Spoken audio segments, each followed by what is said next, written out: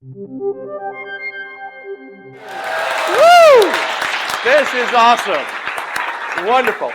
So I really look forward to having a wonderful semester with you. There is a set of videos you can watch online, and you can see other students in CS10 who have taken the class and completely have had their life change as a result of it. It's incredible. And I encourage you, that's on the front page of our main website, which is you'll see there on the slides. Please do watch those videos. It's really inspiring to me to watch how important this class is and how transformational this class is. So let's talk about what CS10 actually is. Okay, Dan, blah, blah, blah. What is it? Well, it has two pieces. CS10 has two kind of components, both of which exercise your brain in different ways. So the left side of your brain, the analytical side, is exercised by the programming. And you'll be doing programming. You'll be doing this in a wonderful environment called BYOB, which doesn't mean what you think it means. It means build your own blocks, okay? So that's an incredible graphical environment, and we'll see it pretty soon as I show you demos of that. But you're going to see it in lab today also. It's an incredible environment. It's based on MIT's Scratch. Who's heard of Scratch? A lot of you. Okay, great. So it's based on MIT's Scratch. It's incredible. We stand on the shoulders of giants in how we've added to BYOB to make Scratch even better. But you'll see on the left, I have the things you're learning on the programming side. And these things are things we've been teaching forever in many of these non-majors courses. This, by the way, is a brand new non-majors course we reinvented a couple years ago, and it's gotten rave reviews, so we're excited about that. So the things that are in italics are the things that are new, that we added in this new refreshed CS10 non-majors class, which is programming paradigms, concurrency, and distributed computing. On the right, you're going to see things which, again, exercise the right side of your brain. It's really about the big ideas of computing. It's computing in the cultural context of society. It is applications that change the world. It is demystification of some of the pieces of computing, like teaching you how video games work and how to make a video game, and how 3D graphics works, and how AI works, and how human-computer interfaces work. And so all of these pieces are kind of demystifying and explaining to you how computing works in terms of the things you probably didn't understand before walking in the door. We will also connect with the societal implications of computing, the legal implications. You guys know what happened today? Yes, SOPA. We'll talk a lot about that. That's a really big deal. Google has a big black square in front of that. That's a powerful thing. Why is that? Let's read into that. Let's talk about that. By the way, it's a great topic for discussion this week, talking to our people running discussion this week. Outstanding. Okay, so let's now look at the other things. I'm also going to bring in Twitter, and I'm going to explain, have the guest lecturer from Twitter come in, if we can make the schedule work, to have them come in. I'll have somebody who works on the Hill, Lawrence Berkeley National Lab, talk about how they've used some of the climate simulations to explain to our legislators how we need to worry about greenhouse gases, and we need to be thinking about that and reducing emissions. And so what we're doing is you're seeing how computing is saving the world. If we didn't know about climate change based on the simulations run on these passive computers, we might be fuming out big Hummer levels of CO2, and next thing you know, all the icebergs are melting. Oh, why are the icebergs melting? Well, because of that, but because the simulations are telling us the connection between that, the causality. That's why computing is changing the world. So it's really exciting. We'll see all those things. You're going to have your mind open up in so many ways, and that's all the right brain. So that's wonderful. There's also a beauty and joy component of it. What does that mean? Well, the beauty and joy, the course is called Beauty and Joy Computing. It better be beautiful and better be joyful. How is it beautiful and joyful? You're going to have these CS Unplugged activities. And those are activities that are things where you're learning about computing in discussion without a computer around, where your body is pretending to be a data structure, or maybe you're lining up as a linked list, and maybe you're resorting yourself, or maybe you're doing some magic. Maybe we'll teach you some magic that has its fundamental component, computer science ideas. It's really cool. So we'll also have the lab work. Not all lab work is done in pairs. That was an old part of the slide, but we're going to have most of the lab work done in pairs, or at very least in groups. So you're never going to feel alone in lab. The fundamental idea is, if this is new for you, and let's have a quickie survey. How many of you is this the first time ever programming a computer ever? Almost everybody. And that's awesome. So it might feel scary, right? It's like, I've never done it for a reason, because it was scary. You're never going to feel scared in this class because all the people doing the same thing. Our tutors and TAs are the best ever. We're going to make it fun. We're going to make it engaging and accessible and awesome. So we're going to have 2 times during the semester, are you going to work with a partner, maybe even 3, total people to build a project. And that project you build is of your choice. It's not what I tell you to do. In every other class, in every other computing class, it's you're doing now project 3, which is flangity, and plug this into this, and a simulation of an AI. Blah, blah. It's they tell you what to do.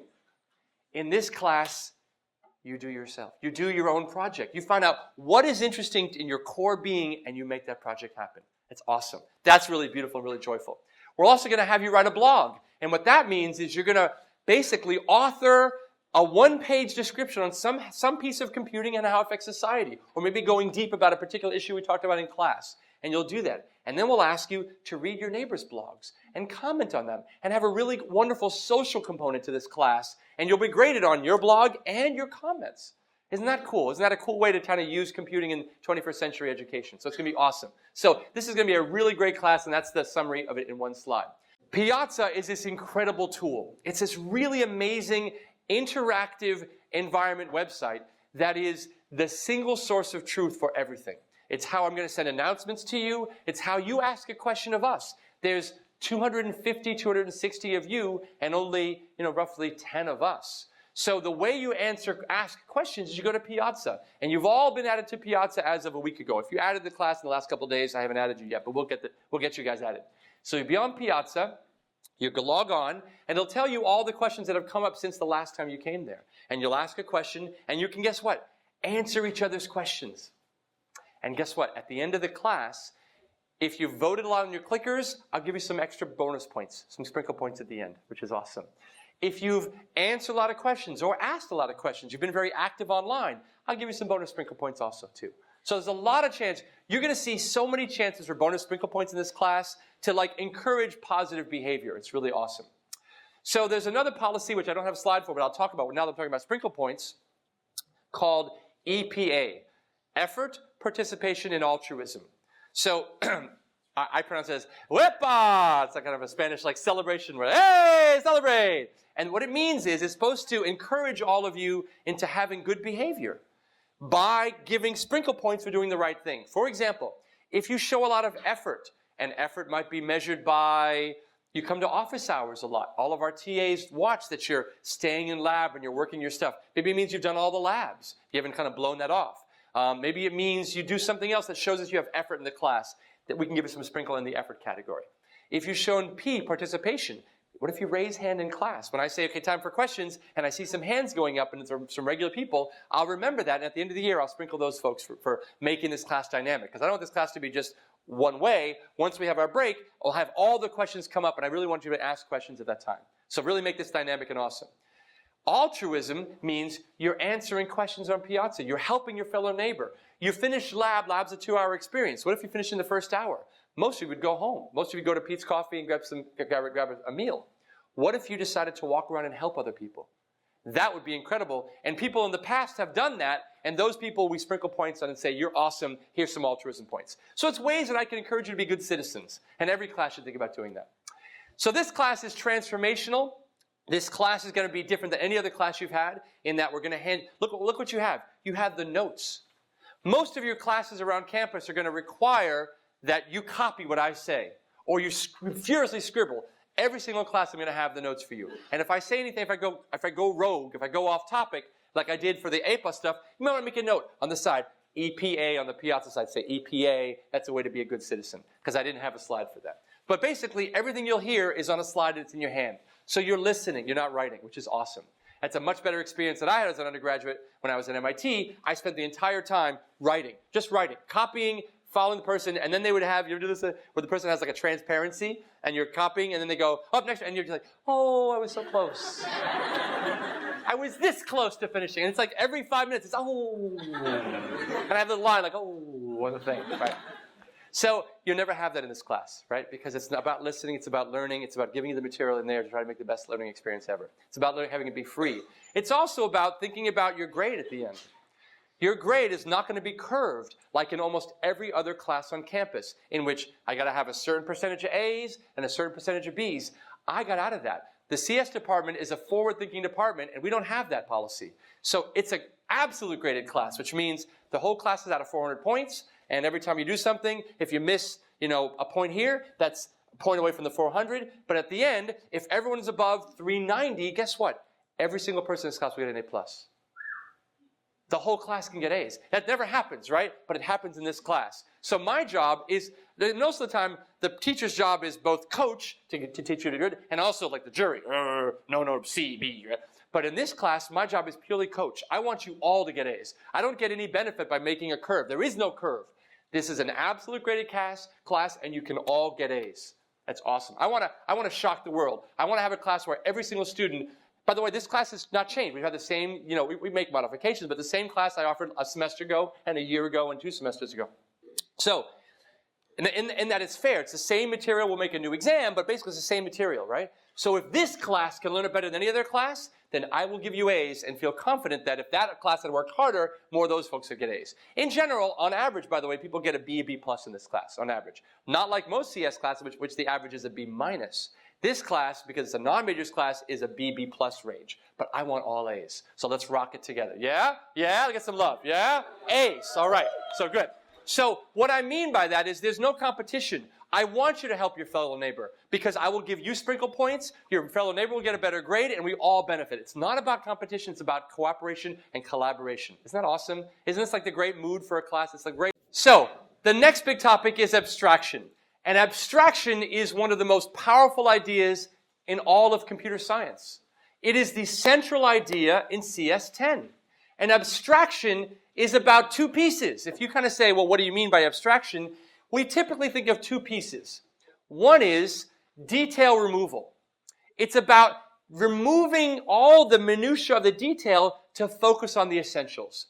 It's also about generalization. So there are kind of 2 pieces of that, and there are definitions here on the slide. There are 2 pieces of what abstraction is, and the key is understanding how each of those is relevant. So let's look at detail removal first. So let's say you were thinking about a map to a wedding. Anybody have go to a wedding and have a really great detailed map of like hand-drawn, calligraphy drawn to the wedding? Anybody have seen one of these things I'm talking about? Nobody. All right. Well, this killed in the 70s. So in the 70s, we had a lot of these maps to places, maps to weddings. And what you would see is like a big picture of like train station or like airport. And then some lines, very simple, beautifully drawn lines, like artistically done, but kind of accurate. And then it'd be like big, important left turn here with a shell stein and, and a blinking cow going, ha, ha. And then they'd draw that in the map, but they wouldn't draw any other roads, right? And then they'd have, they'd draw like 15 miles and they'd say, okay, here's our house at the farm, past that. This is how you get from the airport to the railway station to the wedding at the farm, okay? So think of Google Maps now and think of what they do. If you say, oh, I want a map from A to B, they print just the normal map. Maybe I've zoomed in, perfect map for that. But maybe that's way more information than you need. Maybe you only need that critical couple of lines, and maybe you want them to even zoom in more on the critical turn, right? The Google map isn't going to tell you that there's a critical turn here, or that's the only thing you need to worry about. It's a lot of information, right? Look at the picture on the left. That's a lot of information to understand how to get from A to B. The picture in the middle is the selected results. So I want to give credit for this image, as well for this work, to Manisha Agarwala, who's a professor here in the computer science department, or in the ECS department, computer science division of our school. And he has done this thing, a piece of work called an automated generalization of detail maps. And the idea is they take normal Google Maps, and they have their own access to the Microsoft database as well, and they say, let me now make a simplification. And they come up with automated, this thing that used to take people hours and days to hand draw. They come up with only the essential roads. So that is a perfect example of abstraction. You're abstracting away all the detail, all the roads and stuff, to only the roads you need. It's really beautiful and a great example. Another one about detail removal, and in CS10, is let's say you're trying to write, say, a simulation. And you're trying to do a simulation of, traffic, say. And you say, okay, that means how does traffic? Traffic is caused by people in cars. So do I start by going into the computer and modeling what a car looks like? No. Do I start by asking each person what they had for breakfast that day? No. How would you generalize people? Probably down to what you need for a traffic simulation. So the abstraction of a person in that model might be a single point. right? It's your center of mass and where you are in your car, or the center of mass of the car, say. And you can watch it, all these dots, and a visualization goes through and you can measure traffic that way. What if we were doing a measurement of income and how that compares to what school you went to and how that compares with how much money the school got? Well, maybe when you generalize a person, you're no longer looking at a dot. You don't care about the XYZ coordinates. You care about what their income was, what their high school education was, whether they went to college. You care about more things about a person. So in one case, the traffic simulation, you only cared about their center of mass and XYZ coordinates. In the model of how income and education can contribute to local K-12 schools and success, you might be looking at more features of what a person has. But you'd be throwing away the XYZ position because you don't care about that in that simulation. Does that make sense? So you're thinking about different things. So the idea of this is focus on the essence. You're doing some simulation or some program. What do you need from that, from each particular piece of data, and throw the rest of it away to make your life simpler. In generalization, here's a model where you have a farm. I love this example. You have a farm and many different kinds of food. And you're going to leave your farm, and you have to give directions to the person who's going to be taking over as you're on vacation of how to feed these animals. And so you write a note. The first note says, to feed a dog, put the dog food in the dog dish. And then you have another note, and it says, to feed a chicken, put the chicken food in the chicken dish. And you have another animal, and you say, to feed a rabbit, put the rabbit food in the rabbit dish. And you start to get bored very quickly about this process. And you ask yourself, what would be a better way to do that? It's obvious. The answer is to feed animal, put the animal food in the animal dish. And that's obviously so simple you need to tell somebody. But that's a generalization where it works for any of those animals. I generalized a pattern. If you open the joy of cooking, you will not see to make a strawberry milkshake, you take milk and sugar and cream and strawberries. And they won't. The next page, you won't see to make a raspberry milkshake, milk and cream and sugar and raspberries. Because what do they say? They say to make a milkshake, milk and cream and sugar, and add fruit. You see that? They've done the same thing. They've realized that rather than have a copy of the same thing, a copy of the strawberry, a copy of the raspberry, a copy of the boysenberry, there's a generalization, add fruit here. And that's the generalization task. Isn't that cool? So, that's how you can do that better, obviously, and this is the answer here for that. So the point of that is important from us from a computer science point of view. One of the meta things, not on the slide, this might be a point to add extra notes because it's not on the slide, is one of the meta lessons you'll learn in computer science is you never want to have a copy. If you can, you have a single source of truth, as we mentioned before, how we're passing our information to the class. A single source of truth.